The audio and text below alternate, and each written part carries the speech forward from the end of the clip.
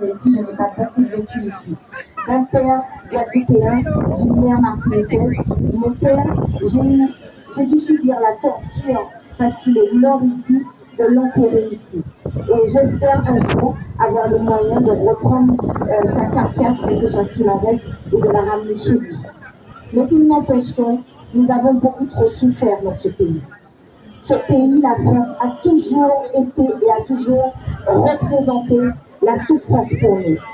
Et quand en plus on se rend compte que le combat dans lequel on est depuis plus d'un an maintenant, mais beaucoup, depuis 59, 74 et bien avant, beaucoup de gens se sont battus, beaucoup de personnes qui ont déjà disparu et certains sont encore vivants, se sont battus pour que nos droits soient respectés.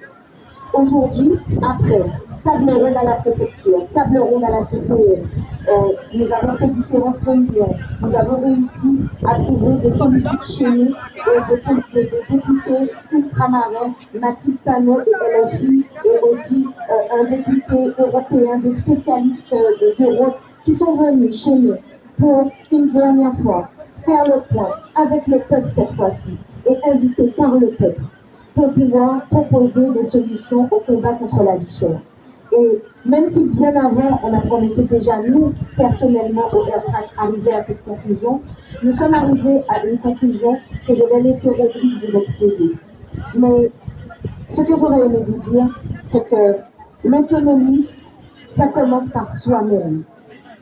L'autonomie, ça commence par comprendre qu'on ne peut pas perpétuellement rendre les autres coupables, rendre les autres responsables de ce que l'on fait et de ce que l'on entretient nous-mêmes. Quand on a commencé le combat contre la vie chère, la première et l'une des seules choses qu'on a demandé à nos populations, c'était au maximum, parce qu'on sait que ce n'était pas possible en totalité, vu la structure de notre économie, de boycotter la grande distribution. Ils nous rigolent au nez aujourd'hui parce qu'ils savent que c'est quelque chose qu'on ne peut pas faire.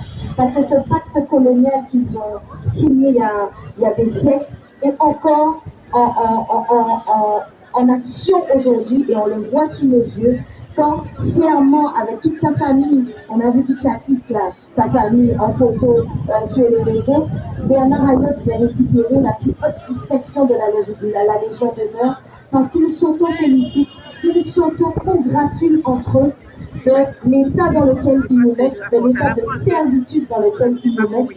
Aujourd'hui, c'est une servitude économique, mais vu que c'est nous qui faisons tourner leur économie, nous avons encore le choix de faire tourner la vapeur dans notre sens et de décider ensemble de construire entre nous une économie qui nous sera favorable. Pour ça, j'ai conscience, j'en parle avec Lucien régulièrement en ce moment, qu'il faut qu'on rétablisse la confiance. Au bout d'un an de combat, quelle est ma conclusion personnelle de tout ce qui s'est passé? Il y a toujours un problème et il y aura toujours des problèmes. Malheureusement, nous n'avons pas compris comment ils réussissent à nous diviser. Quand les problèmes arrivent, souvent, on veut choisir un camp. On oublie la cause, on oublie l'objectif, on veut choisir un camp. On se divise alors qu'on n'a pas gagné. Moins on est et plus ils profitent pour nous garder dans cette situation. Aujourd'hui, je sais, et je l'ai dit tout à l'heure, que ce n'est pas parce qu'il n'y a pas beaucoup de monde devant nous qu'il n'y a pas beaucoup de monde qui nous soutient. Et je voudrais envoyer un gros bisou à une dame qu'on a vue hier à Rennes, qui s'appelle Arlette. Arlette a 90 ans et Arlette a fait le chemin du midi, je ne sais même pas où c'est, du midi de la France à Rennes. Béziers, de Béziers à Rennes. Je ne sais pas où c'est Béziers, je vous l'avoue.